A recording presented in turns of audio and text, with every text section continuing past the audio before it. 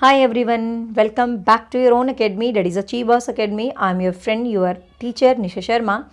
So बच्चे, in this video I am going to discuss our series that is hashtag top 50 questions every day and it's the video number 2. So let's get started. First 50 question हम कर चुके हैं और ये questions हर एक competitive exam के लिए equally importance है। हर एक स्टेट के एग्जाम के क्वेश्चंस यहाँ पर लिए गए हैं जो कि प्रीवियसली पूछे गए हैं। फर्स्ट क्वेश्चन है, सामान्य परिपक्वन से पहले प्रशिक्षित करना प्राय, मतलब सामान्य परिपक्वन मतलब एक तरह से पहले आपको मैच्योर होने से पहले ही एक ट्रेनिंग देना क्यों ज़रूरी होता है? क्योंकि कुल मिला के हानिकारक होता है। सामान्य कौशलों के निष्पादन के संदर्भ में लाभदायक हो या हानिकारक यह निर्भर करता है कि प्रशिक्षण में किस प्रकार की विधि का प्रयोग किया गया है, दीर्घकालीन दृष्टि से लाभकारी होता है। देखो, सामान्य मैच्योरिटी से पहले प्रशिक्षित करना प्राय क्यों हम ट्रेन करते हैं? क्योंकि हमें पता नहीं है कि लाभदायक हो या हानिकारक हो, बट प्रशिक्षण को हम एक अच्छी विधि से करेंगे तो जरूर ये क्या होगा भाई, लाभकारी होगा। ठीक है, सामान्य कौशलों के निष्पादन में संदर्भ में बहुत ज़्यादा लाभकारी होता है, तो हम श्योर तो नहीं कह सकते ना ये लाभकारी ही होगा, क्योंकि हानिकारक भी तो हो सकता है। कई बार हम प्री मैच्योरिटी में बच्चों को ज़्यादा ही ट्रेनिंग्स दे दें और बच्चे बिगड़ भी तो सकते हैं ना। तो प्रशिक्षण किस विधि से प्रयोग किया गया है ये हमारे लिए मैटर करता है। ठीक है, नेक्स्ट है, निम्नलिखित में से कौन सा विकास उत्तर बाल्यावस्था के लिए उपयुक्त नहीं है? उत्तर बाल्यावस्था मतलब पोस्ट चाइल्डहुड के लिए which one is not the right statement for post childhood? साधारण खेलों के लिए शारीरिक क्षमता, दक्षता, अधिगम आवश्यकता होती है। एक पुरुष और स्त्री की सामाजिक भूमिका प्राप्त करना, व्यक्तिगत स्वतंत्रता प्राप्त करना, हम उम्रों के साथ रहने के लिए सीखना। ये कह रहा है कौन सा विकास उत्तर बाल्यावस्था में नहीं होता? नहीं, एक पुरुष और स्त्री की सामाजिक भूमिका, क्योंकि भाई ये बाल्यावस्था की बात थोड़ी ना होती है। पुरुष और स्त्री की सामाजिक भूमिका तो एडोलसेंस के बाद जाके आती है। ठीक है, खेलों में भी होती है, इंडिविजुअल स्वतंत्रता भी चाहता है, हम उम्र के साथ खेलना भी चाहता है, बट ये बी आंसर यहाँ पर नहीं होता। रीट में जो क्वेश्चन है वो थोड़े अच्छे ही लेवल के हैं। यदि छात्र अधिकांश कार्य स्वयं के हाथों से करेगा तो छात्र में आत्मनिर्भरता होगी, मानसिक शक्ति होगी, परिश्रम करने की भावना जागृत होगी, तो डेफिनेटली वो आत्मनिर्भर बनेगा भाई, सेल्फ डिपेंडेंट बनेगा यदि वो खुद से कार्य करेगा। तो नवजात शिशु का भार कितना होता है? तो ये क्वेश्चन कई एग्जाम्स में पूछ लेते हैं, सीधे सीधे क्वेश्चंस भी इंपॉर्टेंट होते हैं कई बार। तो 7 पाउंड के आसपास होता है नवजात शिशु का भार। ठीक है, गर्भ में बालक को विकसित होने में कितने दिन लगते हैं? नियर अबाउट 280 दिन लगते हैं। किसी को ना भी पता हो तो भाई 1 महीने 9 महीने से ऐसे करके गुना भी करके तुम इस क्वेश्चन को कर सकते हो। ठीक है ना, तो नियर अबाउट 280 डेज जो है लगते हैं। वृद्धि को प्रभावित करते हैं पर्यावरण, स्वास्थ्य, आहार, ये सभी। तो जो वृद्धि को प्रभावित करते हैं, आपको पता है एनवायरनमेंट भी, आपका हेल्थ भी, आपका आहार भी, सभी जो है वृद्धि को प्रभावित करते हैं।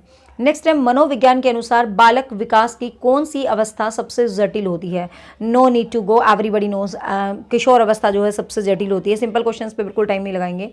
एक शिशु का सामाजिक विकास निर्भर होता है, शिशु को मिलने वाले प्यार और अपने तव, सामाजिक विकास की बात कर रहा है वो। ठीक है, तो शिशु को मिलने वाले प्यार, उसकी अन्य लोगों के साथ इंटरेक्शन, मतलब अन्य लोगों से शिशु कैसे इंटरेक्ट कर रहा है, उसके दूसरों को ध्यान आकर्षित करने की क्षमता, भाई ये तो सारी ही क्वालिटीज़ हैं, क्योंकि दूसरों के साथ कैसे इंटरेक्ट कर रहा है, अन्य लोगों के साथ ध्यान आकर्षित कैसे कर रहा, तो उपयुक्त सभी दोनों ही चीज़ें हैं। ठीक है, नेक्स्ट है, गर्भधारण में शिशु के जन्म की अवधि को क्या कहा जाता है?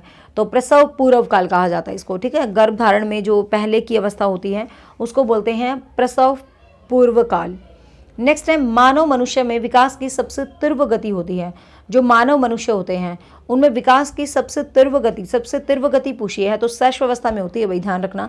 विकास की जो एक मिनट, मानवों या मनुष्यों में विकास की सबसे तीव्र गति होती है शैशव काल में, किशोर अवस्था में, यौवन में, बाल्यावस्था में। वेट, ये पूछ रहा है कि विकास की सबसे तीव्र गति, बट इसने ये नहीं पूछा कौन सा विकास। यदि ये कहता शारीरिक विकास तो शैशवावस्था में जाता, यदि ये कहता मानसिक विकास तो बाल्यावस्था में जाता, यदि ये कहता सामाजिक संवेगात्मक विकास तो किशोर अवस्था में जाता। लेकिन इसने कहा नहीं कि कौन से वाला विकास, ऑल ओवर इसने पूछा विकास की सबसे तीव्र गति। तो इट मीन्स क्या है? इट मीन्स ये है कि स्पेसिफाई नहीं किया इसने, तो जो सभी विकास होते हैं वो तो सबसे ज़्यादा भाई किशोर अवस्था में ही होते हैं, क्योंकि वहाँ पर आपका फिजिकल भी दोबारा हो जाता है, आपका मेंटल भी, सोशल भी, इमोशनल भी, तो सभी विकास तो किशोर अवस्था में ही आएंगे। बी रहेगा इसका आंसर, अडोलसेंस। नेक्स्ट है, निम्न में से कौन सी ग्रंथि पीयूष ग्रंथि को नियंत्रित करती है तथा इस प्रकार शरीर को सामान्य तथा अनुपातिक विकास को प्रभावित करती है? ठीक है, कौन सी ग्रंथि जो है पीयूष ग्रंथि को, मतलब कौन सी जो ग्रंथि है वो पीयूष ग्रंथि को नियंत्रित करती है और इस प्रकार शरीर को सामान्य और अनुपातिक विकास को प्रभावित करती है? तो कौन सी ग्रंथि होती है वो? तो भाई कौन सी ग्रंथि होती है? थायराइड ग्रंथि, मूत्र ग्रंथि, यौन ग्रंथि, नन ऑफ दीज। तो पीयूष ग्रंथि को जो यदि प्रभावित करने वाली ग्रंथि कहें तो इनमें से कोई भी नहीं होती भाई, ठीक है। बालक का प्रारंभिक विकास मुख्यतः किस पर निर्भर करता है? एनवायरमेंट पर, माता पिता पर, समाज पर, विद्यालय के जीवन पर। बालक का प्रारंभिक वर्ड मतलब सबसे पहला प्रारंभिक विकास तो चाइल्ड का अपने पेरेंट्स पर होता है, तो माता पिता पर होगा, ना कि वातावरण पर। कुछ बच्चे सोचेंगे प्रारंभिक विकास तो वातावरण से होगा, लेकिन विकास, पहला विकास घर से ही होता है भाई, तो माँ बाप से ही होगा सबसे पहले, ठीक है। नेक्स्ट है, निर्धन परिवारों के बच्चे जो छोटे आकार के परिवार से संबंध रखते हैं उनको विकास के बेहतर वातावरण पाने के मौके होते हैं। उन्हें बड़े परिवारों में निर्धन बच्चों की अपेक्षा, मतलब जो बड़े परिवार होते हैं तो उसमें निर्धन बच्चों की अपेक्षा क्या होता है? उनके अभिभावक ज़्यादा प्रशंसित होते हैं, ऐसा कुछ नहीं है भाई। निर्धन, गरीब, अमीर सबके अभिभावक प्रशंसित हो सकते हैं। साफ सफाई से जुड़ी कम समस्याओं का सामना करता है, ऐसा कुछ नहीं है। छोटे घर में गरीब भी सफाई रखते हैं। उन्हें बेहतर परिस्थितियाँ प्राप्त होती हैं, शांतिमयी परिस्थितियाँ, ऐसा भी कुछ नहीं है। हाँ डेफिनेटली देखो ये चीज़ बिल्कुल सही है, एक बंदा रिच है एक पुअर है, तो डेफिनेटली रिच को जो सिचुएशंस होंगी बेटर मिलेंगी पढ़ने की, लिखने की, आगे बढ़ने की। बट सच्चाई ये है फिर भी ये कामयाब इतने नहीं होते जितने कि एक गरीब बच्चा रह के पढ़ जाता है, उसके अंदर एक मोटिवेशन होता है कुछ कर गुजरने का। सुविधाएं नहीं होती बट फिर भी वो अचीव कर लेता है। नेक्स्ट है, प्रतिबिंब, अवधारणा, प्रतीक एवं संकेत, भाषा, शारीरिक क्रियाएं और मानसिक क्रियाओं में अंतर्निहित होती हैं, ठीक है। आपको बताना है कि क्या अंतर्निहित होती हैं भाई।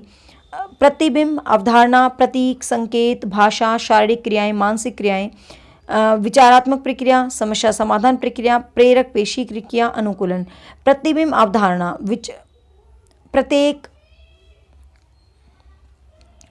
प्रतीक है, संकेत है, भाषा है, शारीरिक क्रियाएं होती हैं, मानसिक क्रियाएं होती हैं। तो सारी चीज़ किस में होती है? विचारात्मक में शारीरिक कहाँ लगी आपकी? मानसिक लगी, ठीक है। समस्या समाधान में भी शारीरिक मानसिक क्रियाएं होती हैं, शारीरिक नहीं लगी। प्रेरक पेशीय विकास, प्रेरक पेशीय का मतलब क्या होता है? मस्कुलर प्लस साइकोलॉजिकल विकास। तो इसके अंदर आपके प्रतीक, आपकी भाषा, आपकी शारीरिक, आपकी मानसिक सभी प्रकार की क्रियाएं जो हैं लग जाती हैं, तो आंसर रहेगा सी। नेक्स्ट है, विकास के परिप्रेक्ष्य के समय में होने वाले परिवर्तनों के निम्न में से क्या शामिल होता है? मतलब जो विकास होता है, डेवलपमेंट होता है, उसमें जो चेंज होते हैं तो उसमें क्या होता है? आपका एक सीक्वेंस होता है, आपकी एक रेशो होती है, दर होता है, रेट होता है, ये सभी होते हैं, ठीक है। नेक्स्ट है, एक बच्चे की वृद्धि और विकास के सिद्धांत की सर्वाधिक अच्छी विधि कौन सी होती है? विकासात्मक विधि, सांख्यिक विधि, तुलनात्मक विधि, विश्लेषण विधि। वेरी वेरी नाइस क्वेश्चन, काफ़ी बार एग्जाम्स में रिपीटेड है। एक बच्चे की वृद्धि और विकास के लिए वृद्धि और विकास का अध्ययन करना है तो भाई ना तो स्टैटिस्टिक्स मेथड होगा, ना ही कंपैरिजन होगा, ना ही मनोविश्लेषण होगा। वृद्धि और विकास का अध्ययन करना है तो विकासीय विधि ही इसके लिए इंपॉर्टेंट होगी, 1। नेक्स्ट है, छात्रों में अच्छे नागरिक के गुण कैसे समाहित किए जा सकते हैं? जो है उसमें अच्छे नागरिक के गुण जो है कैसे समाहित किए जा सकते हैं? उन्हें राष्ट्रीय नायकों से परिचित कराकर, उन्हें कतिपय मतलब अच्छे नागरिकों के गुण कैसे समाहित करेंगे कि आप अच्छा नागरिक कैसे बनोगे? राष्ट्रीय नायकों से परिचित करा के देखते हैं। उन्हें किसी सामुदायिक कार्य को बांटकर, मतलब ठीक है, उन्हें कपित्य सामुदायिक सेवा कार्य को बांटेंगे, बिल्कुल। उन्हें भारतीय संविधान से परिचित करवाएंगे, संविधान से कोई नहीं सीखता। उन्हें अच्छी नागरिकता पर भाषण देंगे, बिल्कुल नहीं। अब 2 ऑप्शन हमारे सामने। छात्रों में अच्छे नागरिक के गुण कैसे समाहित किए जा सकते हैं? छात्रों में अच्छे नागरिक के गुण उन्हें किसी सामुदायिक कार्य में आवंटित करके। अब ध्यान से देखो, आप बच्चों को कुछ भी करवाना चाहते हो, कुछ भी सिखाना चाहते हो तो हमेशा करके सिखाओ। अब आप अच्छा नागरिक बनाना चाहते हो तो उन्हें किसी सोसाइटी कार्य में लगा दिया तो डेफिनेटली उनके अंदर एक अच्छे नागरिक होने की भावना आएगी, ठीक है ना। तो बी, मतलब आप कुछ भी सिखा रहे हो तो करके ही तो सिखा रहे हो, और करके सिखाने वाला ऑप्शन हमेशा बढ़िया होता है। 6 या 7 वर्ष का बालक जो दूसरों के विचारों को स्वीकार करने के योग्य नहीं है, 6 या 7 वर्ष का बालक है जो दूसरों के विचार को स्वीकार करने के योग्य नहीं है, क्योंकि वह बुद्धिमान नहीं होता, क्योंकि वह कल्पनाशील होता है, क्योंकि वह अहम केंद्रित होता है। तो आई थिंक्स पढ़ा के थक रहे हम, जीन प्याजे वाला कॉन्सेप्ट, ठीक है। अब 6 या 7 वर्ष का बच्चा है, मीन्स चाइल्डहुड वाला बच्चा है, दूसरों के विचार को स्वीकार नहीं करता क्योंकि वो ईगो सेंट्रिक होता है। वो सोचता है मैं सही बता रहा हूँ, बाकी तो पागल है, ठीक है ना। तो सी रहेगा आंसर, तो सी है इसका आंसर, ठीक है, क्योंकि बच्चा अहम केंद्रित होता है। नेक्स्ट है, वृद्धि के बारे में क्या सही नहीं है? अभिवृद्धि मात्रात्मक होती है, बिल्कुल होती है, क्योंकि हम इसको मेजरमेंट करते हैं भाई। अभिवृद्धि शारीरिक होती है, बिल्कुल होती है। अभिवृद्धि जीवन पर्यंत चलती है, मापनीय होती है, जीवन पर्यंत नहीं चलता भाई। डेवलपमेंट जीवन पर्यंत चलता है, वृद्धि जीवन पर्यंत नहीं चलती। वृद्धि तो किशोर अवस्था तक आते आते लिमिटेड हो जाती है, लेकिन जो डेवलपमेंट है वो होम टू टूम चलता है, ठीक है ना, विकास चलता है, वृद्धि नहीं चलती है। नेक्स्ट है 6 से 11 वर्ष की आयु वर्ग के बालकों की विशेषताएं निम्नलिखित है। 6 से 11 वर्ष मतलब पोस्ट चाइल्डहुड का मतलब लास्ट ऑफ पोस्ट चाइल्डहुड क्या है? सीखने के लिए शिक्षकों पर निर्भर होते हैं। 6 से 11 वर्ष के बालकों की विशेषताएं हैं, बालक स्वाभाविक और सक्रिय अधिगमकर्ता होते हैं, बिल्कुल होते हैं भाई। बालक शिक्षकों से ज्ञान प्राप्त करते हैं, बिल्कुल। बालक सीखने में रुचि नहीं रखते हैं। 6 से 11 वर्ष की आयु वर्ग के बालकों की विशेषताएं निम्नलिखित हैं। सीखने के लिए शिक्षकों पर निर्भर होते हैं, ठीक है, बिल्कुल होते हैं, नो डाउट। वो सोचते हैं सारी सिखा दें। बालक स्वाभाविक और सक्रिय अधिगमकर्ता होते हैं, बिल्कुल होते हैं। बालक शिक्षकों से ज्ञान प्राप्त करते हैं, बिल्कुल करते हैं। बालक सीखने में रुचि नहीं रखते, ऐसा तो नहीं है भाई, बालक तो सीखने में रुचि रखते हैं। अब देखो इसने पूछा है निम्नलिखित में से बालकों की विशेषताएं निम्नलिखित हैं, तो ये भी विशेषता है, ये भी है और ये भी है, सारी विशेषता हैं। या तो ये पूछता कौन सी नहीं है तो डी हो जाता, लेकिन अब ये क्वेश्चन पूछा है तो इसके हिसाब से अब बी आंसर पे चले जाएंगे भाई, क्योंकि हर बच्चा एक नेचुरल एक एक्टिव अधिगमकर्ता होता है, ठीक है ना, तो बी रहेगा। लेकिन इसमें नहीं करके क्वेश्चन आना था भाई, मेरा आंसर तो यही है, तीनों ऑप्शन पॉजिटिव है, नहीं करके ही क्वेश्चन आना था, डी रहना था फिर इसका आंसर। नेक्स्ट है एक बच्चा ईर्ष्या का प्रदर्शन करता है। ईर्ष्या कब करता है बच्चा, मतलब कौन से महीने में ईर्ष्या करता है? तो 12 महीने, 1 साल के आसपास, 2 महीने, 2 मतलब 24, 2 साल के आसपास, ठीक है। तो बच्चा कब ईर्ष्या करता है? तो 12 महीने, 1 साल के आसपास बच्चा ईर्ष्या करने लग जाता है, ठीक है ना भाई। 6 से 11 वर्ष की आयु वर्ग के छात्रों की आवश्यकता क्या होती है? 6 से 11 मतलब सेम वही है, चाइल्डहुड वाला ही। सीखने में स्वायत्तता की, कक्ष में प्रजातांत्रिक वातावरण की, क्रिया आधारित इंटरेक्शन की, I think all of these, सभी की सभी रहेंगी, क्योंकि जो बच्चा है वहाँ वो अपनी फ्रीडम भी चाहता है, डेमोक्रेटिक भी होना चाहता है भाई, टीचर एक की बुराई करे एक की अच्छाई करे ऐसा उसको बिल्कुल पसंद नहीं है, इंटरेक्शन भी होता है, ऑल ऑफ दीज, तो डी रहेगा आंसर। नेक्स्ट है बच्चे के उचित विकास को सुनिश्चित करने के लिए उसका स्वस्थ शारीरिक विकास एक महत्वपूर्ण आवश्यकता होती है। यह कथन किसका है? बच्चे के उचित विकास को सुनिश्चित करने के लिए उसका स्वस्थ शारीरिक विकास एक महत्वपूर्ण आवश्यकता होती है, यह कथन है गलत है। बच्चे के उचित विकास को सुनिश्चित करने के लिए उसका स्वस्थ शारीरिक विकास एक महत्वपूर्ण आवश्यकता है, बिल्कुल बिल्कुल मुझे ये स्टेटमेंट बढ़िया लग रही है, बिल्कुल गलत है, बिल्कुल गलत है, गलत तो हो ही नहीं सकती, ये बिल्कुल सही है, सही है, क्योंकि शारीरिक विकास सामाजिक विकासों के अंदर बिल्कुल सही है बी ऑप्शन। गलत हो सकता है, सही है, क्योंकि विकास क्रम में शारीरिक विकास सबसे पहले स्थान पर आता है। अब देखो ये कोई सीन नहीं बना, ये भी नहीं, ये भी सही है, क्योंकि सभी विकास इंटरेक्टेड होते हैं, आपको पता है। नेक्स्ट है निम्नलिखित में से किस अवस्था में बच्चे अपने समवयस्क समूह के एक्टिव पार्टिसिपेंट बन जाते हैं? तो जब एक्टिव पार्टिसिपेंट बनने की बात आती है तो किशोर अवस्था आती है, सिर्फ पार्टिसिपेंट बनने की बात आती है तो चाइल्डहुड आती है, ध्यान रखना। सदस्य बन जाते हैं चाइल्डहुड में, लेकिन सक्रिय सदस्य बन जाते हैं एडोलसेंस में। निम्नलिखित में से क्या बच्चों के सृजनात्मकता के विकास में सहायक नहीं है? क्रिएटिविटी में क्या नहीं होता? भाषण, कहानी लेखन, खेल, निर्माण संबंधी क्रियाएं। क्रिएटिविटी में क्या इंपॉर्टेंट नहीं होता? तो भाई देखो, निर्माण संबंधी क्रियाएं करेगा तो कुछ निर्माण करेगा, कहानी लिखेगा तो खुद से लिखेगा, खेल है तो खेलेगा, तो कुछ ना कुछ क्रिएटिविटी खेल में भी आती है। भाषण, जब एक बच्चा भाषण देता है तो भाषण इज आल्सो क्रिएटिविटी, भाषण देगा तो भाषण में भी क्रिएटिविटी लगेगी। खेल रहा है, निम्नलिखित में से कौन सा बच्चों में सृजनात्मकता विकास में सहायक नहीं है? नहीं है। खेल, खेल होता है भाई, क्योंकि खेल में ही बच्चा क्रिएटिव होता है, कुछ ना कुछ करता ही तो रहता है खेल खेल में। तो देखो वैसे तो 4 ऑप्शन है, लेकिन हमें तो फिर लेस इंपॉर्टेंट पे जाना ना, तो बी पे जाएंगे, B is a less important, ठीक है ना, तो B is a less important. Next है निम्नलिखित में से कौन सी सृजनात्मकता की विशेषता नहीं है? मौलिकता है, अपरिवर्तनशीलता है, उत्पादकता, प्रोडक्टिविटी होती है, ओरिजिनलिटी भी होती है, नवीन कार्य की खोज भी होती है, लेकिन अपरिवर्तन ऐसा कुछ नहीं होता, क्रिएटिविटी या जो है वो चेंजेबल होती है, अपरिवर्तन किसने बोल दिया? तो सी रहेगा इसका राइट आंसर। नेक्स्ट क्वेश्चन है निम्नलिखित में से सृजनशीलता का प्रमुख तत्व क्या नहीं है? मतलब क्रिएटिविटी में क्या नहीं होता? फ्लेक्सिबिलिटी, अनुशासन, धारा प्रभाविता। अनुशासन नहीं होता भाई, फ्लेक्सिबिलिटी भी होती है, ओरिजिनलिटी भी होता है, फ्लुएंसी भी होता है, ठीक है। आप बच्चे सॉरी एक एक क्वेश्चन को देख लो, एक एक क्वेश्चन मैं वही डिस्कस कर रही हूँ जो एग्जाम्स में आए हैं, हर एग्जाम, चाहे वो सीटेट है, चाहे वो रीट है, चाहे यूपी टेट है, चाहे एमपी टेट है। अब क्या शिकायत नहीं रहेगी बच्चों को कि मैम स्टेट का करवाते हो, यूपी का करवाते हो, हर स्टेट का क्वेश्चन लेके आई हूँ मैं एमसीक्यूज। किसने कहा कि सृजनशील मानव मस्तिष्क द्वारा संबंधों को रूपांतरित करके एवं नई वस्तु का सृजनात्मक सर्जन कर अंत संबंधों को गया। ये तो भाई स्टेटमेंट है, as it is, you just remember the name of the writer, that is a Skinner. तो स्किनर ने कहा था जो क्रिएटिव मस्तिष्क होता है उसके द्वारा जो आप चीज़ें रूपांतरित करते हो, चेंजेबल होते हैं, क्रिएटिव करते हो, वो शक्ति का पर्याय होती है। तो स्किनर ने कही थी ये स्टेटमेंट।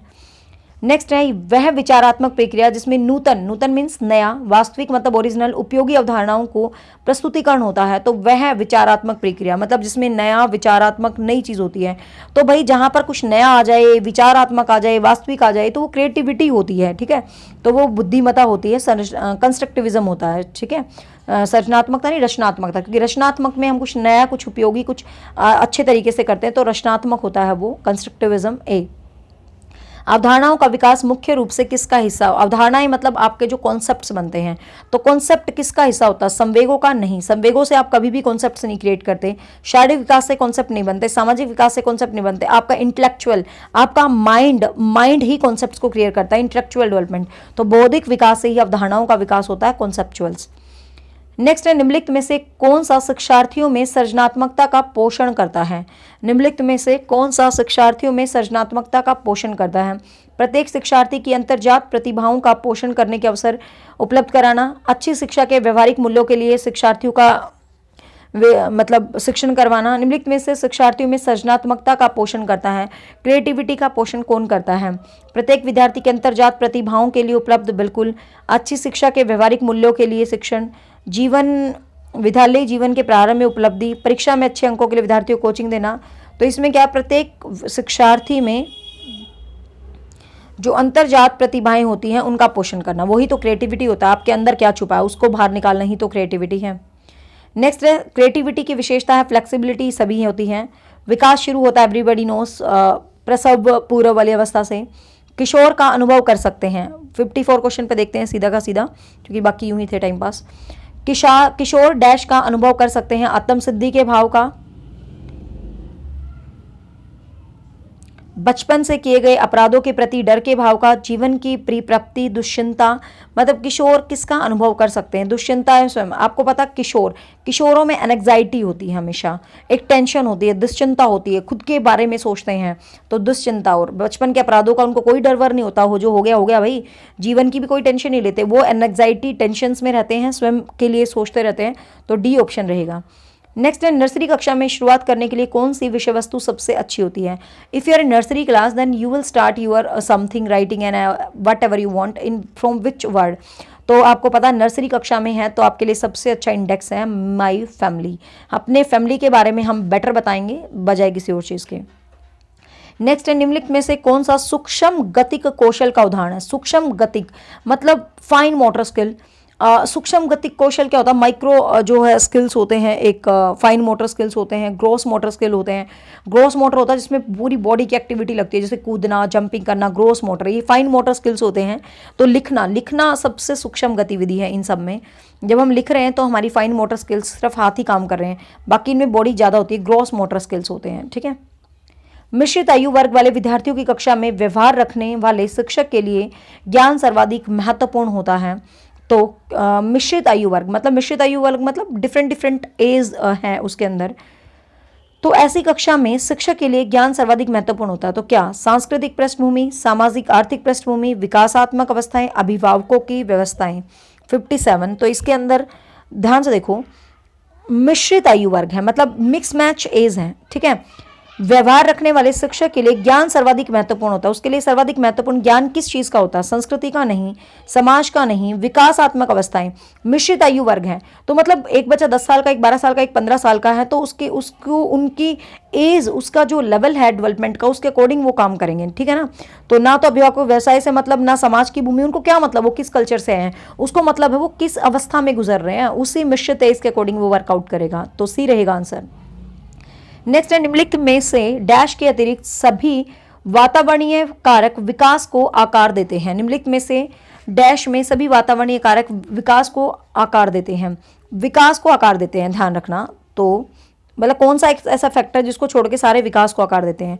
शिक्षा गुणवत्ता से विकास होता है, कल्चर से विकास होता है, पौष्टिकता से भी विकास होता है, शारीरिक गठन।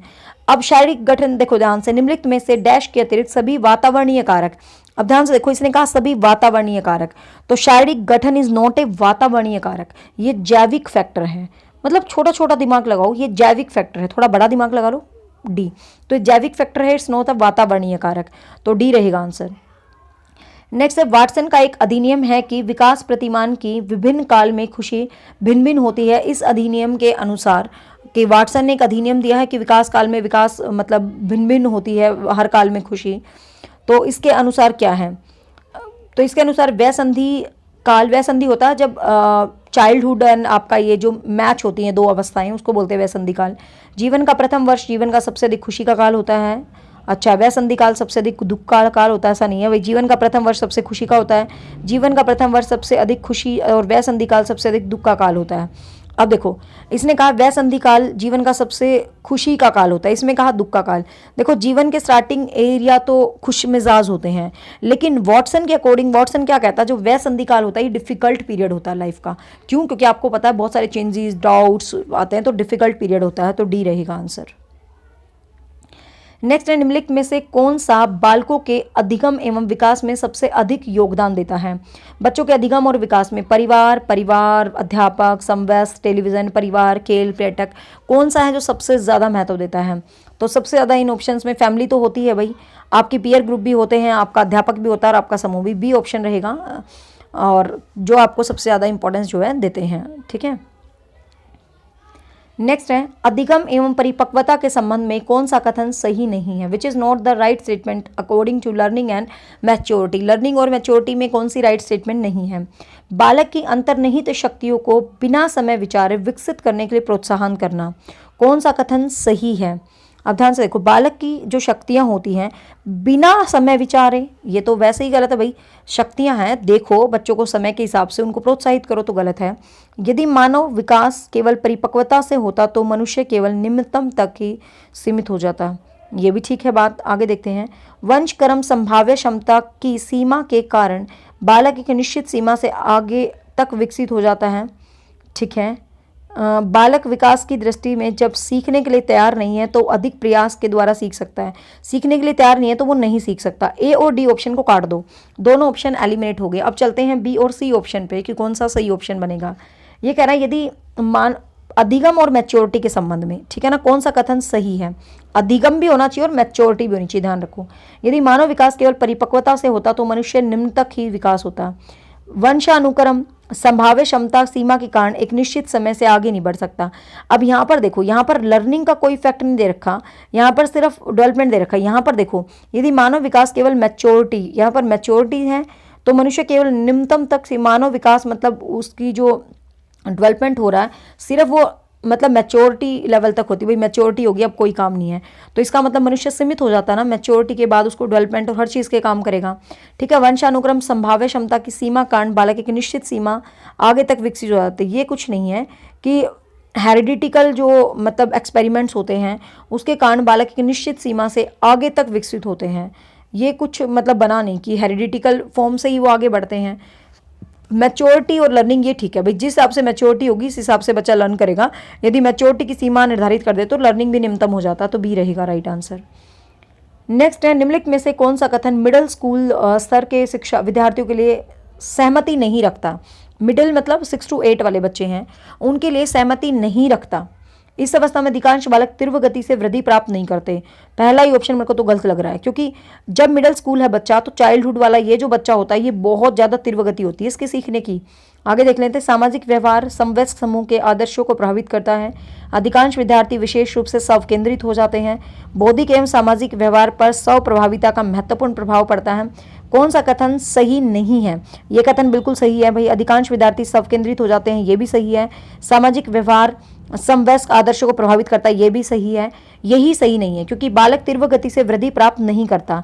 ये कह रहा वृद्धि प्राप्त नहीं करता, लेकिन जबकि बच्चा इस एज में आके तीव्र गति से वृद्धि प्राप्त करता है, तो ये स्टेटमेंट सही नहीं है, ठीक है, ए। नेक्स्ट है, व्याह संधि काल में निम्न में से कौन सा बाह्य अभिव्यक्ति नहीं है? व्याह संधि मतलब जो ट्रांजिशन पीरियड होता है, जब चेंजेस होते हैं तो इसमें क्या नहीं होता? अशांति होती है, प्रभुसत्ता, विपरीत विरोध भी होता है। सक्रिय खेलों, इसने पूछा वह संधि में निम्नलिखित में से कौन सा बाह्य अभिव्यक्ति नहीं है। ठीक है, अशांति होती है भाई बाहर से, प्रभुसत्ता भी होती है, सक्रिय खेलों के स्थान पर बैठे रहकर खेलना यही नहीं होता, आत्मनिर्भरता भी होती है, सी नहीं होता भाई, सी रहेगा राइट आंसर। नेक्स्ट है, निम्नलिखित में से कौन सी विशेषता परिपक्वता को अधिगम से अलग करती है, कि क्या है जो मैच्योरिटी और लर्निंग को एक दूसरे से अलग करती है, तो क्या है जो मैच्योरिटी और लर्निंग को अलग करती है, एक स्वाभाविक है। निम्नलिखित में से कौन सी विशेषता परिपक्वता को अधिगम से अलग करती है, यह एक स्वाभाविक है, यह अभ्यास पर निर्भर होती है, यह जीवन पर्यंत चलती है, प्रेरकों पर निर्भर होती है। ध्यान से देखो कौन सी विशेषता मैच्योरिटी को अधिगम से अलग करती है, तो मैच्योरिटी और अधिगम का रिलेशन देखना है। यह अभ्यास पर निर्भर है भाई, जितना आप अभ्यास करोगे उतना आप अधिगम सीखोगे, तो मैच्योरिटी के साथ अभ्यास करोगे। अलग करती है, यह जीवन पर्यंत है, ये तो ठीक है, ये प्रेरकों पर निर्भर है, ये भी ठीक है, यह एक स्वाभाविक प्रक्रिया है। कौन सी विशेषता परिपक्वता को अधिगम से अलग करती है, मैच्योरिटी और लर्निंग को अलग किया जा रहा है। सॉरी बच्चे, मैं इस क्वेश्चन को लेकर श्योर नहीं हूँ, तो मैं आपको आंसर बता के कुछ भी गलत नहीं बताने वाली, क्योंकि मुझे कन्फ्यूज़न है। एक मिनट, निम्नलिखित में से कौन सी विशेषता परिपक्वता को अधिगम से अलग करती है, मैच्योरिटी को लर्निंग से अलग करती है, यह एक स्वाभाविक प्रक्रिया है। परिपक्वता एक स्वाभाविक है, बट अधिगम भी तो स्वाभाविक है। यह अभ्यास पर निर्भर करती है, लर्निंग भी अभ्यास पर होती है, बट मैच्योरिटी तो अभ्यास पर निर्भर नहीं होती ना, तो मुझे इसका आंसर बी लग रहा है, बट मैं डैम श्योर नहीं कहूँगी, बट मुझे बी है इसका आंसर मेरी तरफ से। निम्नलिखित में से कौन सा कथन सही नहीं है, जो अध्यापक यह विश्वास करता है कि विकास प्रकृति की वजह से होता है वह अनुभव प्रदान करने का महत्व नहीं रखता, कौन सा कथन सही नहीं है। दूसरा है, प्रारंभिक अनुभव महत्वपूर्ण होते हैं, बिल्कुल होते हैं भाई, प्रारंभिक अनुभव आपके महत्वपूर्ण। अध्यापक का हस्तक्षेप भी महत्वपूर्ण होता है, बिल्कुल होता है। व्यवहारात्मक परिवर्तन के संदर्भ में विकास वातावरणीय कारकों को फलस्वरूप होता है, बिल्कुल होता है। प्रारंभिक जीवन की नकारात्मक घटनाओं के प्रभाव का कोई भी अध्यापक बचाव नहीं कर सकता। ये क्या हुआ, ऐसा नहीं है, अध्यापक कुछ भी नकारात्मक घटनाएं होती हैं, लेकिन अध्यापक चाहे तो उसको चेंज कर सकता है, तो डी रहेगा भाई, ये नहीं, ऐसा नहीं हो सकता, तो डी। नेक्स्ट है, दल और गैंग का सदस्य होने से समाजीकरण उत्तर बाल्यावस्था में बेहतर होता है। निम्न में से कौन सा कथन इस विचार के विपरीत है, बिल्कुल गैंग होता है, दल होता है, तो उत्तर बाल्यावस्था में बेटर बच्चा सीख पाता है, तो कौन सा विपरीत है, जिम्मेवारियों को निभाना सीखता है, बिल्कुल सीखता है भाई, गैंग बनेगी। वयस्कों पर निर्भर न रहना, बिल्कुल अपना निर्भर होता है, छोटी छोटी बातों पर झगड़ा करते हुए अपने गैंग के सदस्यों से लड़ाई मोल लेता है। समूह के प्रति वफादार होना सीखता है। देखो इसने पूछा है कौन सा विपरीत है, तो डेफिनेटली ऐसे नहीं है, छोटी छोटी बातों पर झगड़ा नहीं करेगा भाई, पोस्ट चाइल्डहुड में आके, प्री चाइल्डहुड तक करता है, पोस्ट में आके नहीं करेगा, सी ऑप्शन है। नेक्स्ट है, निम्नलिखित में से कौन सा कथन विकास के संबंध में सही नहीं है, नहीं कहा है, ठीक है, which is not the right statement for development, कौन सा सही नहीं है। प्रारंभिक विकास बाद के विकास से अधिक महत्वपूर्ण होता है, बिल्कुल होता है। विकास प्रतिमानों से कुछ निश्चित विशेषताओं की भविष्यवाणी, बिल्कुल विकास प्रेडिक्टेबल है, भविष्यवाणी की जा सकती है। विकास का उद्देश्य वंशानुगत मतलब हेरिडिटिकल क्षमता का विकास करना होता है। विकास में विभिन्न क्षेत्रों में खतरे नहीं होते हैं वही, तो डी ऑप्शन सही नहीं है, क्योंकि ये कह रहा है कि खतरे नहीं होते, ध्यान से समझो, खतरे नहीं होते, खतरे तो होते हैं, इसका मतलब ये गलत है स्टेटमेंट, डी ऑप्शन रहेगा, ठीक है। नेक्स्ट है, विज्ञान एवं कला प्रदर्शनियां, संगीत एवं नृत्य प्रस्तुतियां, विद्यालय पत्रिका निकालना क्या है, मतलब ये सारी चीज़ें क्या हैं। शिक्षार्थियों में क्रिएटिविटी का मार्ग संतुष्ट करना, अरे सबको पता है यार, यदि पत्रिकाएं कर रहे हैं, संगीत कर रहे हैं, तो बच्चों में क्रिएटिविटी ला रहे हैं, ए ऑप्शन रहेगा, ठीक है। सृजनात्मकता मुख्य रूप से अभिसारी चिंतन, मॉडलिंग होती है, या अनुकरण होता है, या अपसारी चिंतन होता है, तो everybody knows, I don't think so ये क्वेश्चन बताने की जरूरत है। अपसारी चिंतन होता है, जो क्रिएटिविटी होता है उसके अंदर हमेशा क्या होता है बच्चे, अपसारी चिंतन होता है। नेक्स्ट है, सृजनशीलता के पोषण हेतु एक अध्यापक में विद्यार्थियों को क्या करना चाहिए, पुरस्कार केंद्रित, लक्ष्य केंद्रित, कार्य और लक्ष्य केंद्रित। यदि आप क्रिएटिविटी क्रिएट करना चाहते हो तो देखो ध्यान से, सृजनात्मकता के पोषण हेतु एक अध्यापक को विद्यार्थियों को रखना चाहिए। यदि आप क्रिएटिविटी अचीव करवाना चाहते हो तो पुरस्कार नहीं, लक्ष्य, कार्य और लक्ष्य केंद्रित। अब ध्यान से देखो, क्रिएटिविटी क्या पोषण, आपने उसमें सिर्फ क्रिएटिविटी लानी है, तो क्रिएटिविटी लानी है तो कार्य एवं लक्ष्य केंद्रित क्या, क्रिएटिविटी है तो कोई ना कोई टारगेट होगा ना, कि भाई ये कविता बनानी है, ये पोएम बनानी है, ये बनानी है, तो उसको टारगेट केंद्रित रखो, वो अपने आप कुछ ना कुछ क्रिएट करके दे देगा, तो बी ऑप्शन रहेगा। कईयों को डी लग रहा होगा, बट इसका आंसर है बी, ठीक है बच्चे। तो मुझे कमेंट करके ज़रूर बताना कि आपको ये टॉप 50 वाली सीरीज़ कैसी लग रही है। Top 50 questions previous years question top 50 जो डिफरेंट एग्जाम्स में आए हैं और हर स्टेट के लिए इंपॉर्टेंट है। I will try my best. अभी तो बहुत ईजी है, बहुत हर एक चैप्टर के क्वेश्चन सीरीज बिल्कुल नहीं छोड़ूंगी। क्यों?